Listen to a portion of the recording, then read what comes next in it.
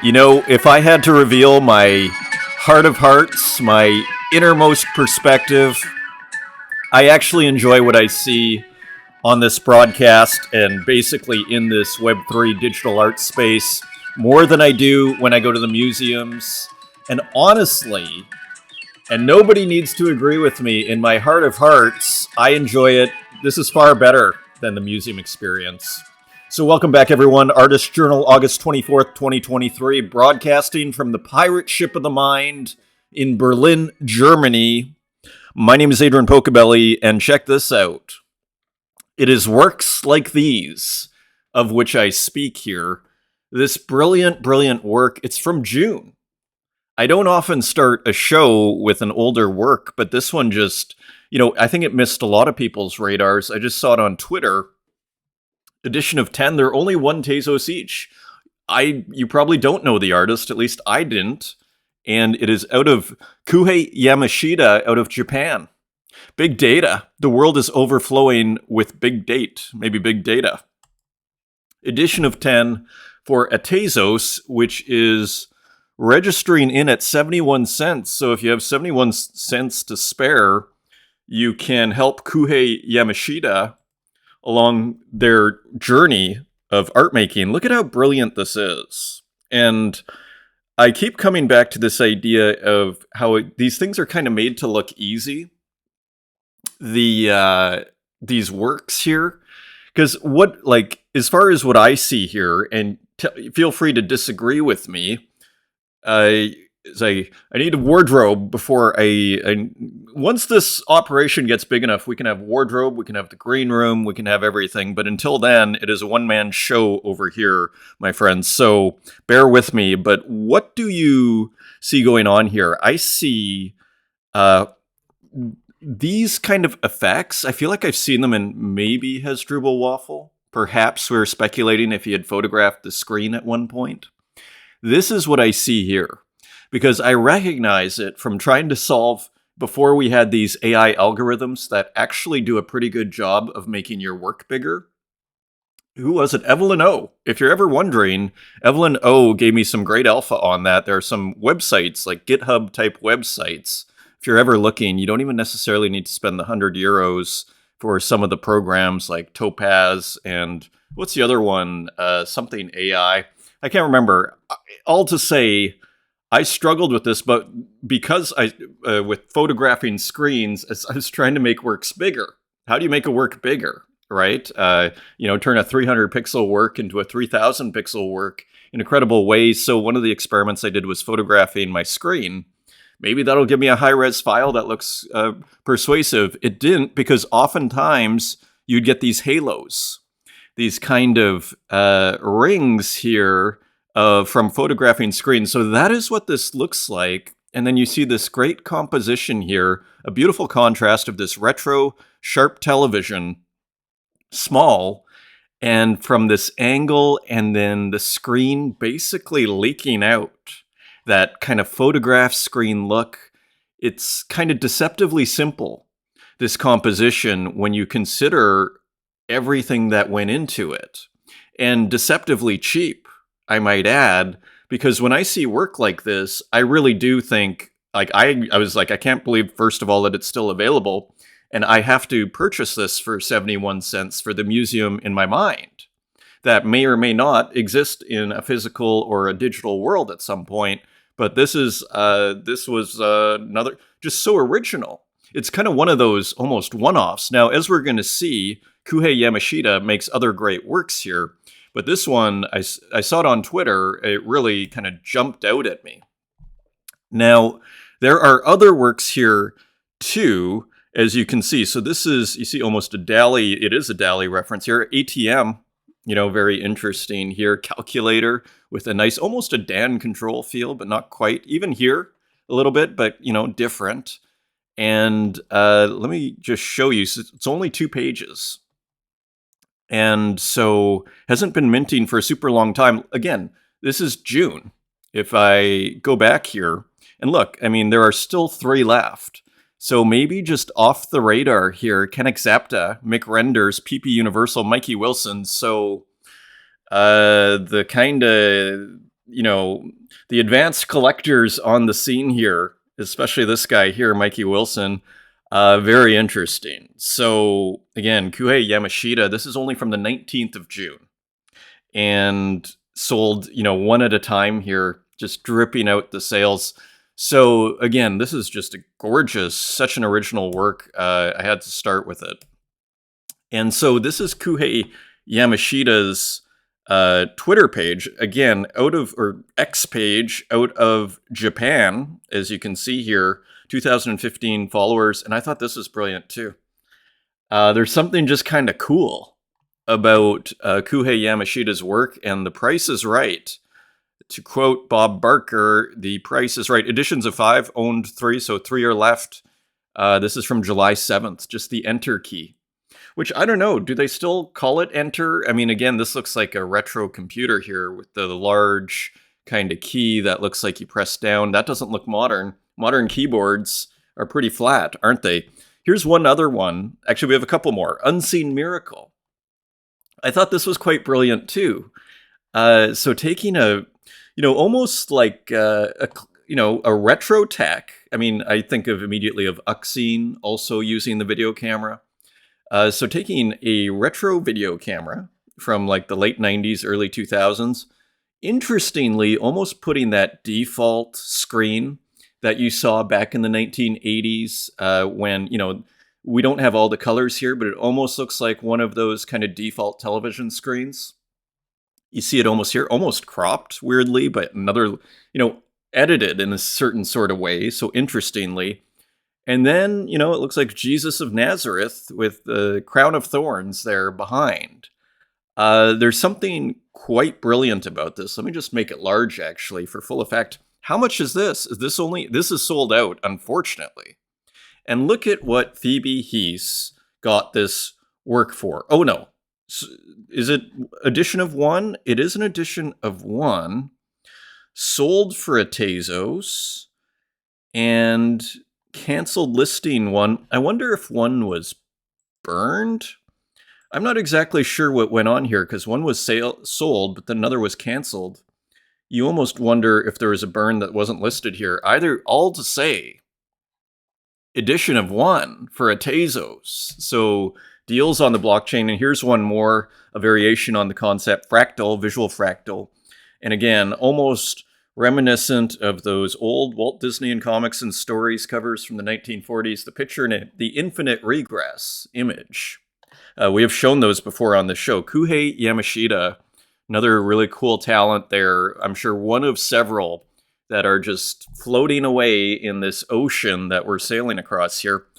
Thank you, everybody. I was pleasantly surprised at how many people showed up to basically just kind of a free-for-all spaces, and it went for an hour 26. I thought, I thought probably this is just gonna be a 60 or 70 minute. This went on, and we could have kept going.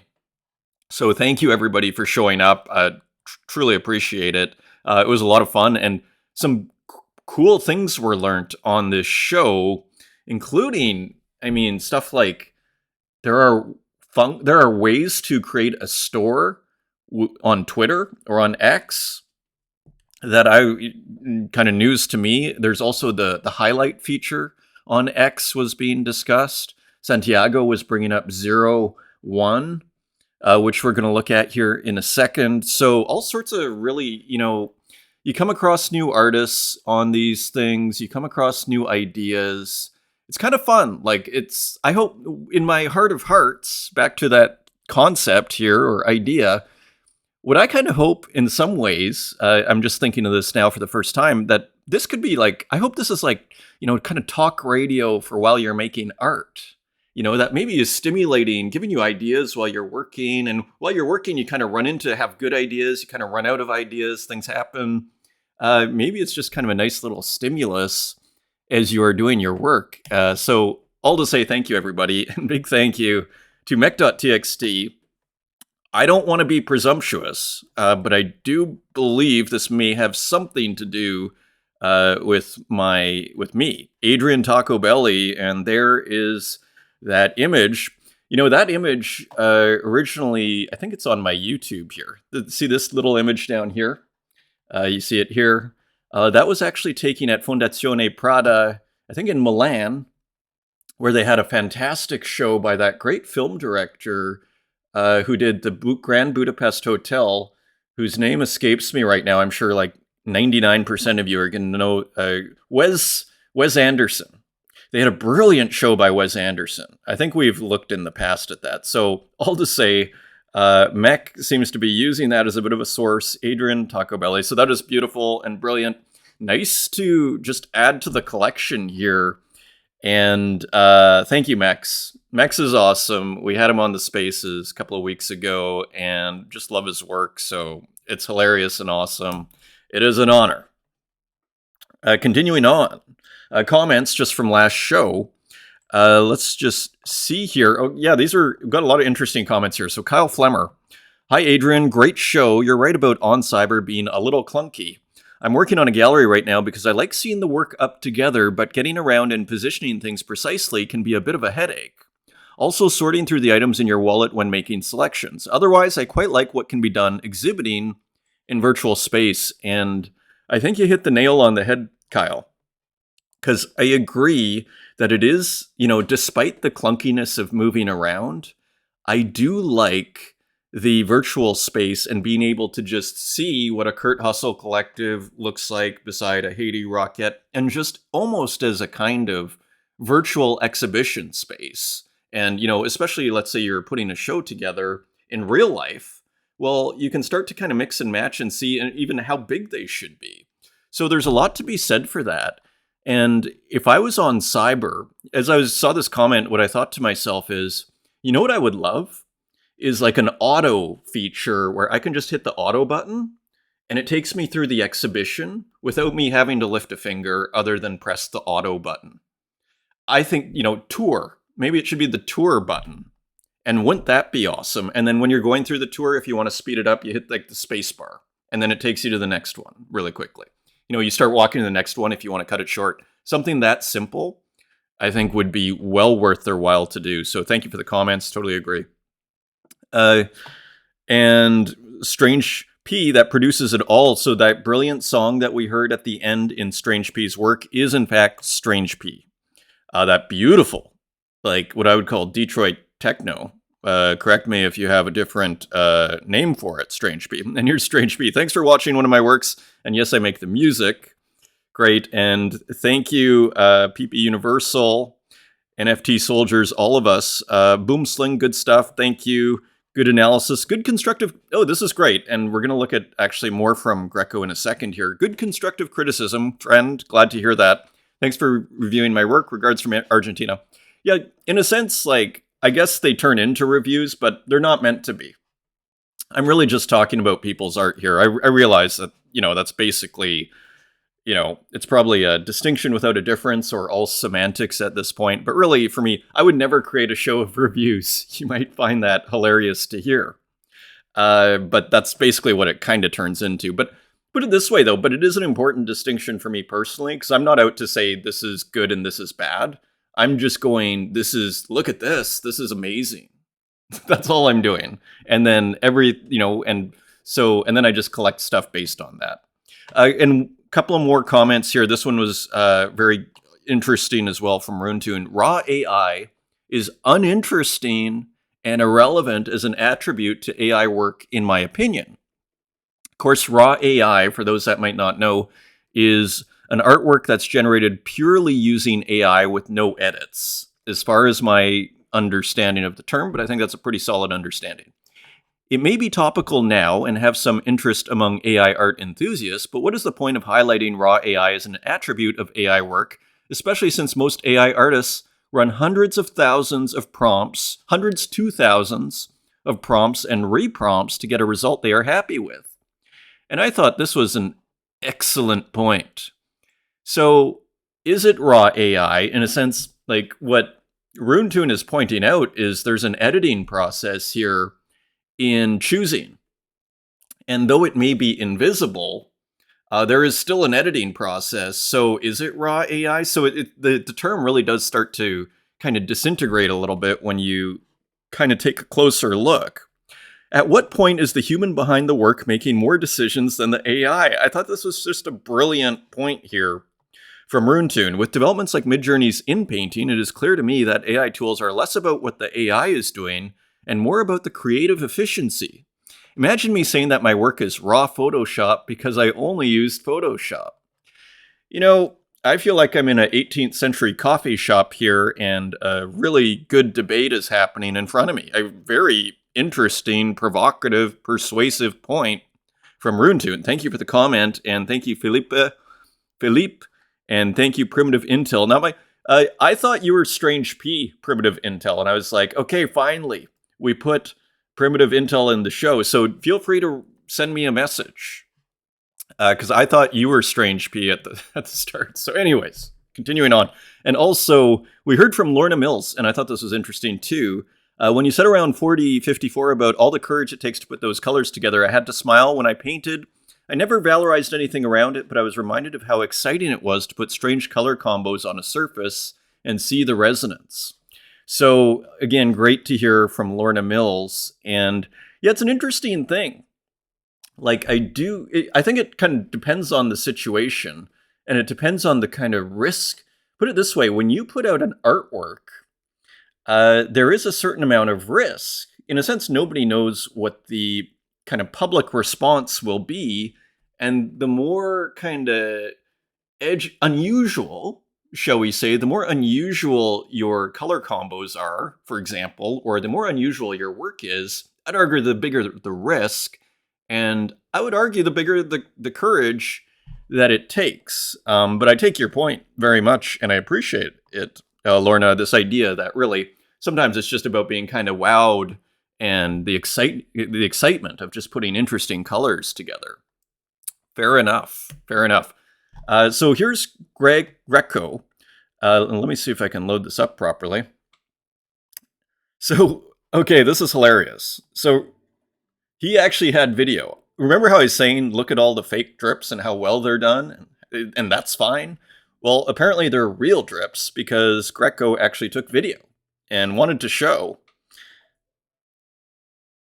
So you have to laugh at how the dog... And there, I was like, well, that can't be real. Well, actually, it is a real drip. So just hilarious. And the soothing music. I should actually stop that music. Case of the copyright police. So pretty hilarious. I want to thank Pocobelli for the good video and review he gave, and also tell him that although these drops do not seem natural, I did not do them intentionally. I leave proof below. So too hilarious, Greco. Too hilarious. And did we have... Yeah, I think that was it. Was there more? No, that was it, because the first was me discussing it. So that was funny. Now, I did bring up this book here, and I actually found it on Christie's as well. Remember I was talking about the book underneath my computer? This is actually a brilliant book. It was based on a show at the British Museum. The British Museum, which often has older stuff. They have the so-called Elgin marbles, sometimes called the Parthenon marbles. In Greece, they call them the Parthenon marbles, but the Elgin marbles, they have incredible Assyrian reliefs. All those works, like the rest, those countries want them back from the British Museum, some of their biggest treasures. Again, it's really interesting to see how colonialism has really reappeared as a subject in the last, few years here. So all interesting. Now, this is what I want to bring up. So, as far as I can tell, this Jasper Johns from 1973, this is a screen print. Okay, and I wanted to... You see how it looks like it's done with marker? You see, like, this really beautifully done, and there's a few things going on here. I wonder if I can... No, I can't make it bigger. But there's a few things going on. First of all, the reason I'm bringing this up in regard to Greco, because I mentioned it yesterday, is these drips here. Because I suspect... And maybe wrongly again, maybe it's a really liquidy marker that Jasper Johns is using, but I kind of suspected these drips were manually done, actually. Like when you look at them up close, they kind of look like they're manually done. I'm not positive on that, but I think they are. And whether they are or not, it's an interesting subject because, this whole idea of the simulating the drip. And we see it sometimes in digital art, actually often, maybe not oftentimes, but we see it now and then. It's not uncommon to see it. I've done it, and I've seen other people do it, simulating the drip. And I find it kind of an interesting just thing to notice, this kind of artifice, because I'm okay with it. If anything, it might make it even more interesting, and it's interesting to potentially see an artist like Jasper Johns doing it. And so actually a couple of more things on this. So this is a screen print, though. And remember we were talking about traveling through the mediums? So this is you see it very much in the blues here. This self-consciously, like very marker-esque. It looks like a marker, used to make this image, but then it's screen printed. So again, traveling through the mediums, screen printing marker, and even screen printing the drips has a very interesting effect. One other thing I want to mention as well was, again, just from a very technical level, the color. Do you see what I see with the complementary colors? You see orange done as an underpainting basically to the blue to make the blue really pop out. And what do you see underneath the red? You see the complementary color green put underneath to make it pop out. And I believe, yes, under the white, we have basically a dark gray. So contrast. And there it is, this beautiful work by Jasper Johns, this beautiful screen print, which was at Christie's here. Flags won by Jasper John, a masterpiece of printmaking. I totally agree. It's beautiful. And yeah, this is on Christie's. If you put Flags, Jasper Johns, 1973, you can read about it. I should read about it because maybe we'll learn a little more, but we need to continue with our show here, but maybe we'll return to that. And let us just do this. So Sabato. So Sabato has been having a ton of fun on Zora. I believe it's on Coinbase's layer 2 on Ethereum. As of this tweet, there have been 888 total mints for Sabato's Nintendo Glitch ROM work. I'm still speechless and deeply grateful. Can we get to 1,000? So this work here.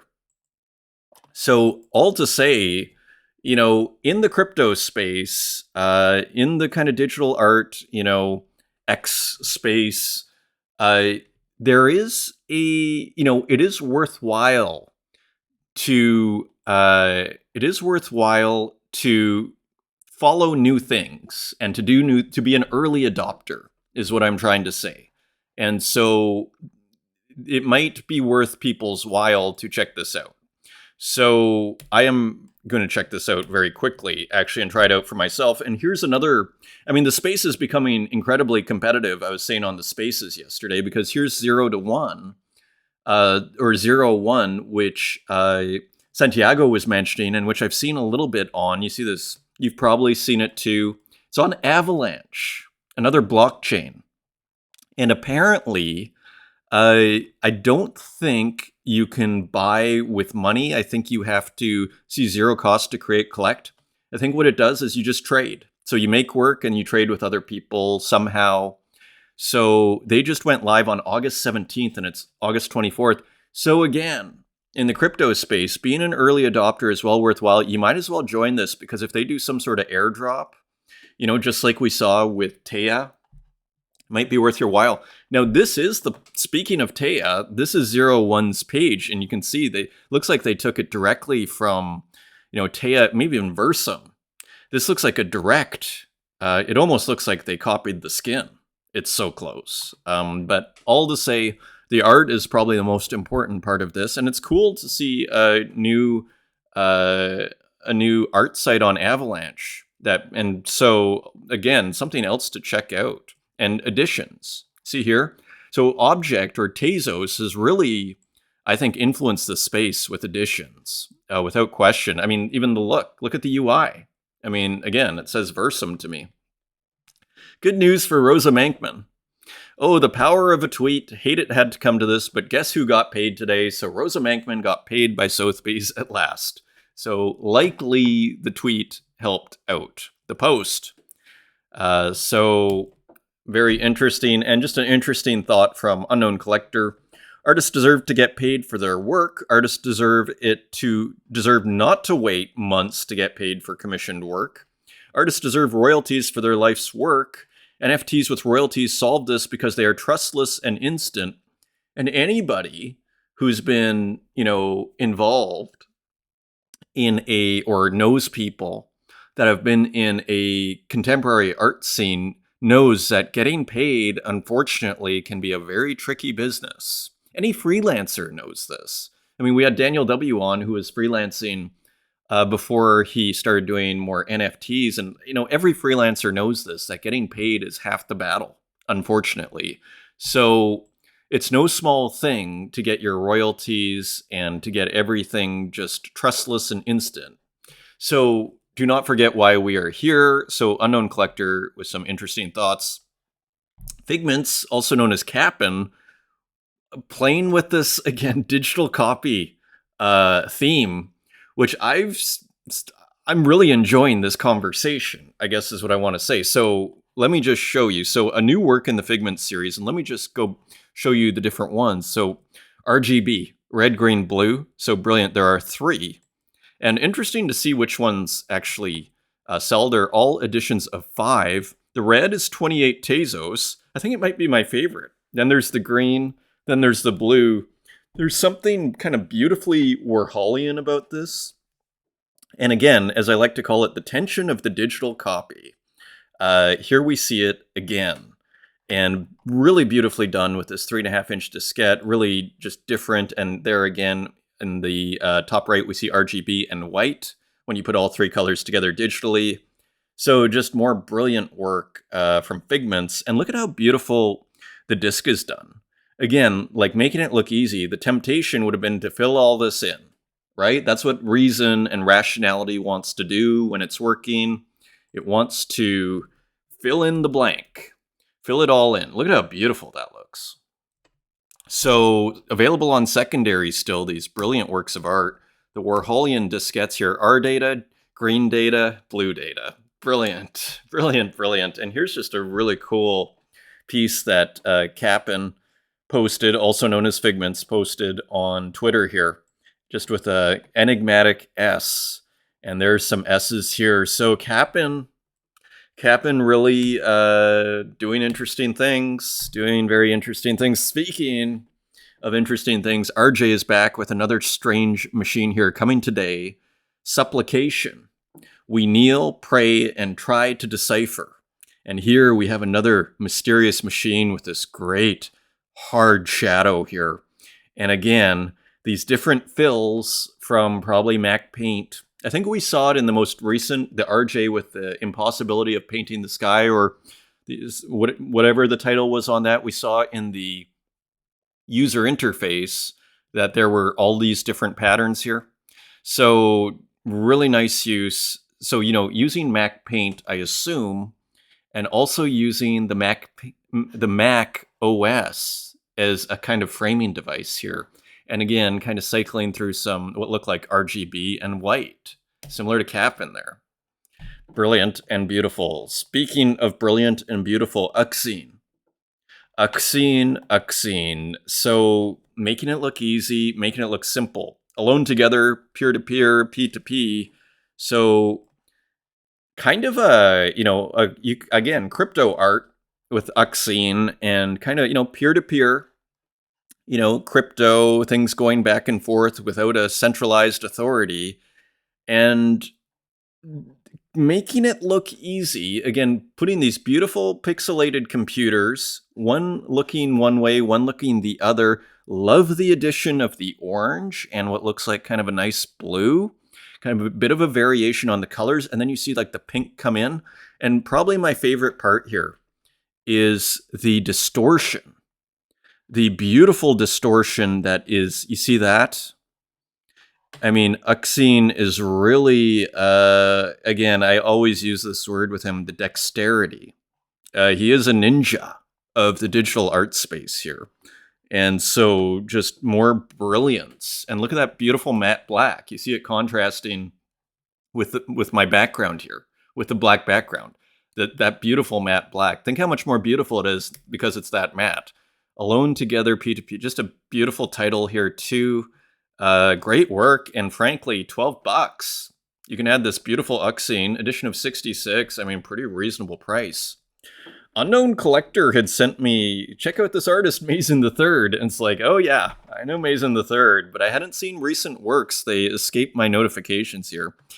So Mason the Third is one of my favorite glitch ROM artists, Rio Bros Game System. So it looks like a crop of Mario Brothers here. So a beautiful glitch ROM here, and it's a real interesting dynamic, or the how distorted, how incoherent is actually the word I'm going for. How incoherent can you make these glitch ROMs and still kind of retain a coherence of sorts where you go, it's not just chaos. What I really like about this work is how far it pushes into incoherence. Okay, and so I just think this is really beautiful. I think it's a 1 of 1 for $21. Pretty cool for the 1 of 1 collectors out there. Mason the Third, and there are some others here too. Here's a 1 of 1 for 50. And there's Lost in 1999. That one's 100. And remember, we started a show with this brilliant one of the question marks. I love that one. Kind of got a metaphysical feel to it. Lost in 1999. So this is cool too. And this one's $70. And who knows what game it comes from, but just a really just stylish work from Mason the Third. And here's the other one. Look at this snow. This one looks a little like it's been processed on a analog video processor, kind of a little bit glitched out here. It's a little bit of experimentation here. ROM corruption and hex edit, Game Boy Color, but it doesn't say there is. So ROMputer, cool title. So 50 Tezos. So all different prices here. Silva Santu's Glitch York. So another glitch ROM here. And you see what looks like the Statue of Liberty and New York here. So just cool work from Silva Santu's, 3 Tezos 30. And there is an edition of 13 and 8 are left. And Haiti Rocket, of course, a master of the glitch ROM. Too cool. This one came out a couple of weeks ago while I was in Greece. And just another cool, again, kind of pushing how far can you push these works into incoherence while still maintaining a kind of coherence and a kind of narrative of sorts. Just really beautiful. Really, really beautiful. Because it's understandable enough, and everything else is just kind of like visual candy here in the best sense. Look at this great Japanese writing. Beautiful, too cool, exactly. Another Haiti Rocket work. These are classic Haiti Rocket works. This is 30 Tezos on secondary. There are 23. 6 seconds long, and yeah, just classic. Just, all stuff from the internet. A great series by Haiti Rocket. This nice dithered plane, an alien, Photoshop windows, and maybe some Mortal Kombat imagery. Really pixelated out. Just brilliant. Brilliant, brilliant. Brilliant and beautiful, I might add. Let's just stop this. And continuing on, very interesting work from Sabato, kind of mysterious, who I think kind of pioneered this narrative, digital this strange kind of digital narratives, for lack of a better word. Maybe we'll come up with better words. And then just here, like this old retro computer with some sort of video in it. And then this bathroom. And then this beautifully dithered or gradiented mirror. And the cardboard boxes, the flattened out chandelier. Moving boxes in a bathroom almost. Look how long it is, too. Back to the chandelier. Just really stunning and interesting work. Again, you just think there's a lot going on here. And I love the offshore firm. The offshore firm. Lou of Secrets. I mean, hilarious. Volume 2. 1333 on primary. There are 15 left for this avant-garde work here. And here's just a really cool work by Spiegel's Maskinen Beep. And kind of taking, it looks like a kind of mask is getting, a diagonal mask is kind of being dragged through to hide everything and then reveal it again. This outline of a computer, just beautifully done. Just really nice work on X. Lorna Mills with A Car on Fire in some beautiful colors here. Hot Trotter, and just another just kind of stylish work here.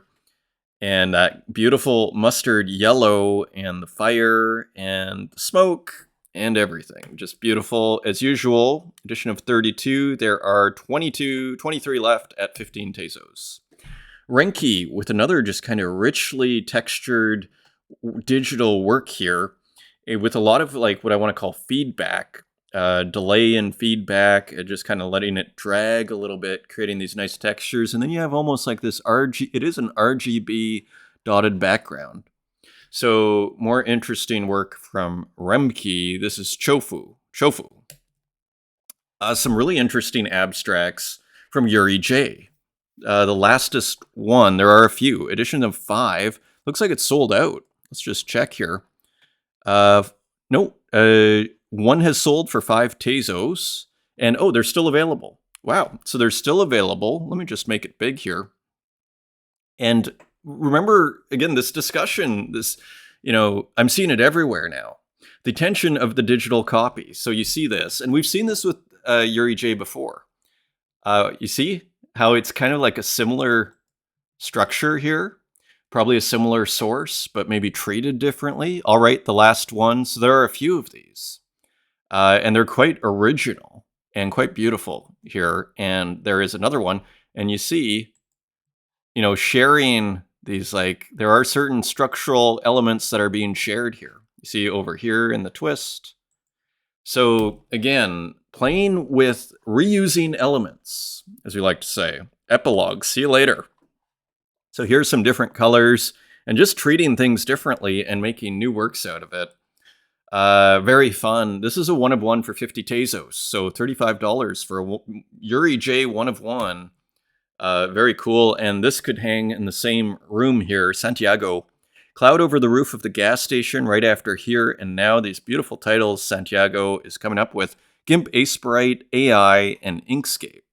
So really combining a lot of things here, and I believe this was either a commission. It is a 1 of 1. It's quite beautifully done here. Very original abstract work. Again, could very well hang in the same room, and it went to Enlightener Vault. So on August 19th. And here are a couple of recent works by Santiago. Playing again with, I think it's some dithering and I don't know what, like all sorts of stuff. But this kind of style that we've been seeing for maybe the last two months or so that he's been playing with.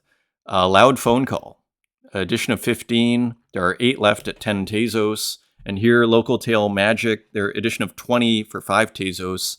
And again, playing with these repetitions here. I don't know if it's dithered. I don't see the same kind of dithering here. I would bring it up big, but I'm a little worried it's going to crash my mic here. So we will do that next time. Bring it up big. Continuing on, Gozo. I think I got tagged on this. It's funny. I had already seen it, and it was already in the list. Someone tagged me. Pocobelli, check out this work, basically. And who listens to us? Digital Collage by Gozo. I love how people can tell, though, what I'd already, choose. Or would love to feature, let's put it that way, on the show. Gozo. So just a cool work here. A digital collage. And interesting. I'm not actually quite sure what's going on here. I mean, if anybody knows, feel free to let me know, but it looks like kind of digital, kind of processed, and, these circular, almost like beads, and this looks like it's kind of digitally done, so who knows how this was made? You know who it kind of reminds me of, like, a little bit obliquely, is Graphica PNG. Kind of has that same kind of feel to it, just kind of a textury kind of feel to it. Cool work by Gozo. Let's quickly load up their page. Oh yeah. Okay, so Gozo makes these like really beautiful, what I'd call surrealist works here. And so here's a new one by Gozo, kind of different. And here's Teenage Lightning, another one. Maybe we'll look at that at another show. Let's continue on here. PP Universal, NFT soldiers defending the metaverse castle. So PP Universal with another interesting work. And you see it's kind of made of helmets here, and maybe it looks like it's a castle made of helmets, interestingly. So kind of a mysterious work, and maybe these are the different helmets that are used cycling through. And here are the mountains, and interesting kind of frame here too. I thought just the textures that PP uses just are really kind of interesting and I guess delightful, for lack of a better term. 6 Tezos, edition of 5, and 2 are left. And of course, a fan favorite, Tom Bombadil, who did a brilliant work also for Retro Manny. Check those out. Retro Manny posted a bunch of comic covers, and those about 9. And there's also an annual. Adam Inez is also one of the artists there. So anyways, Tom Bombadil contributed to that, and it was a great space yesterday, by the way. Check it out on Retro Manny's Twitter feed, X feed. And so here is just a really nice work on Foundation by Bombadil, and playing with fire here as a subject matter, and you see kind of really beautifully done here in the collar, and also along the gas mask here as the skull comes through. Let's see if anybody has bid yet. Not yet. Very reasonably priced at 0.167 from Tom Bombadil on Foundation. And here's just a beautiful work that stood out by mech.txt here. Kind of a nice landscape with maybe sunlight, maybe rain dropping through here on a lake with a mountain, and this wonderful framing device here. So beautiful. I love the frame as much as the inside. Like, it's beautifully kind of presented. It's a beautiful setup here, we might say. So just a really interesting, great color, beautiful work from mech.txt. Good night. And look who's back, Limbo. I hadn't seen from Limbo for a while. An awesome title, Information Superhighway, edition of 33, available for 10 Tezos, and that is on secondary. Let's just see what it sold for before we go back to the piece. Only 5 Tezos. There's Haiti Rocket. Yeah, so Limbo is a classic. So great to see his work, and yeah, kind of has been playing in some of the last few pieces with this kind of green background and just putting in some of these kind of cyberpunk works, for lack of better term, and just really cool works. And here you see the TVs, the fuzzy snow TVs and everything. And there you see the mechanical arm, just really, really classic Limbo. Love his work. You see that? Game Boy. So maybe that's what we're seeing kind of in the visual look, even like the green. I'm not sure if it was I think they had a green background, kind of like the color scheme looks kind of like early Game Boy, like first edition Game Boy. Nicholas Dietrich. This came out August 12th, Department of Social Protection. Department of Social Protection. I love it. And just a really, really nice work here. Pixel art's not as easy as it looks, and I love how these stars, or maybe they're planes that are going across the sky, or spaceships, not sure. Just super original work here. Great color, great everything. Nicholas Dietrich, sold out, by the way, at 4 Tezos each, a cool 80 Tezos. Beautiful work, Nicholas Dietrich. And here's this was someone I saw on Twitter Spaces yesterday. I think they were in the spaces that we did, Actel. And look at this. And so just really cool, dithered palm tree work. And so a new discovery here, nice beach palm tree work. And this is like 3 Tezos, edition of 5, all available. So a bit of another discovery here. So, and this is the Maldives, green emerald of the Indian Ocean. So just a really nice work. And here's some of the other work. Actel. So it goes to show that if you have a hard time getting your work seen, it is worth your while to go to Twitter Spaces, and because people will check out your profile. If you're following people will follow you back. They check out your profile, and people are like, boom, okay, this person is doing stuff. So it pays to participate at the end of the day. And here is another one that is loading from the bottom. I don't know if I've ever seen this load from the bottom. Anyways, a desert dune here. So just interesting work. 37 in the pixel art series. A window on life. So native ed. Playing with the Windows 95. I think it's, or just the Windows XP. Just the Windows desktop. I guess they always have some sort of landscape here with clouds. And so here outside the window is the Microsoft operating system. And there is you or me hunched over our little laptop here. Almost similar to RJ in the treatment of the screen. Probably accidentally, I'm sure. And one other detail I just want to point out in Native Ed's work, look at how brilliantly the floor is done. Like this kind of shiny floor, you know, everything fuzzed out and mirrored out. Very nice. And even like the sky here, like, or sorry, the ceiling. Interesting work, okay? And then you have this strange sort of almost curtains on both sides. A Window on Life by Native Ed, a 1 of 1. And let's just see what happened here. Well, it was 15 and 14 have been burned. Interesting. Maybe you can put an offer in on that. PNG Affection by Asleep. So another artist. This kind of reminded me of that. Can't remember what they're called off the top of my head. There is a series. What are they called? I can't remember, but it kind of reminded me of a series that's out there. That's a whole bunch of people. I'll see if I can remember for next show. PNG Affection Super B generated in Stable Diffusion and Midjourney, collaged and processed in Clip Studio Paint. So this is a bit of an AI work. I actually didn't realize that. I thought it was just kind of original and interesting.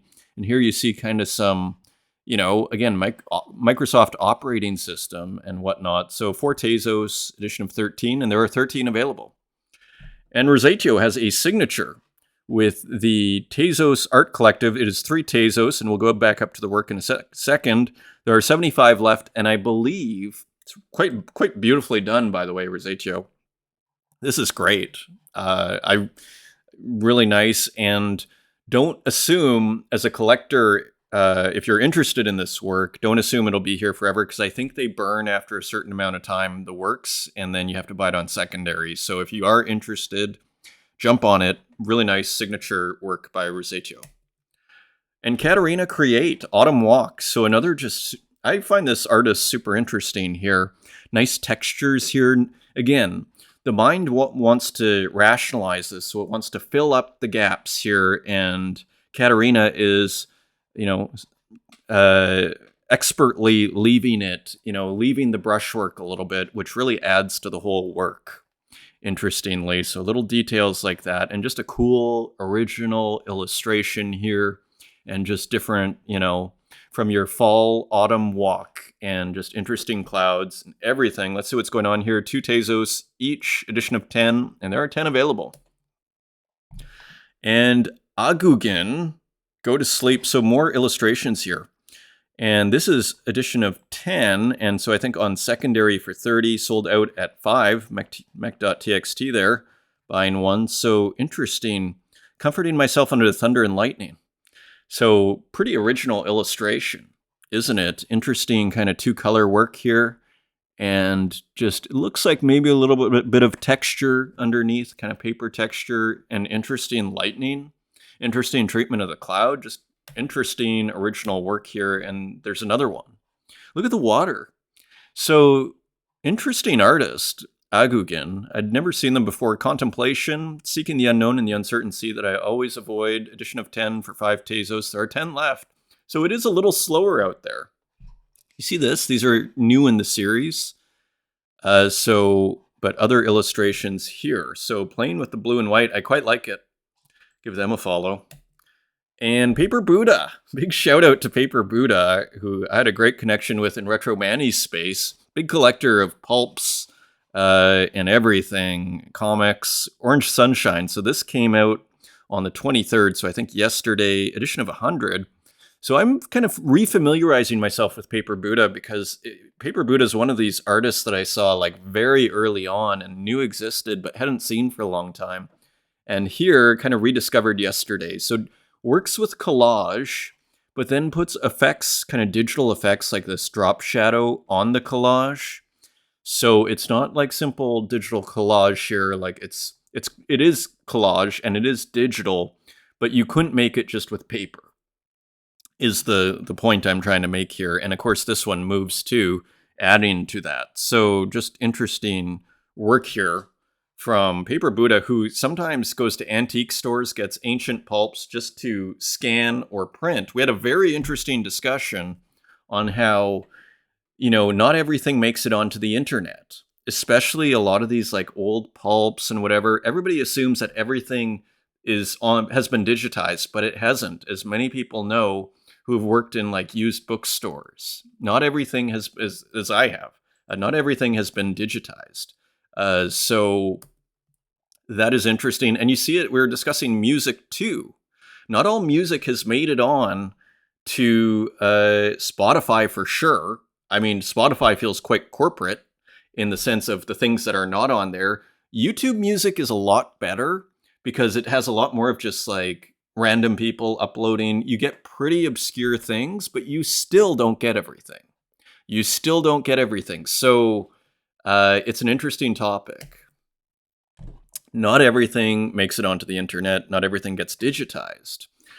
This was sent to me by my friend Ben, who is an awesome artist. He paints the memes. If you've been watching the show, he's in Berlin here. Awesome dude. He sent me this. Check this out. Opner Art, A Day in Paris, a new approach, going to be doing some street scenes. Hope you like it. So I'm not sure if this is digital or not. Maybe let's just take a quick look. Opner Abstract Art.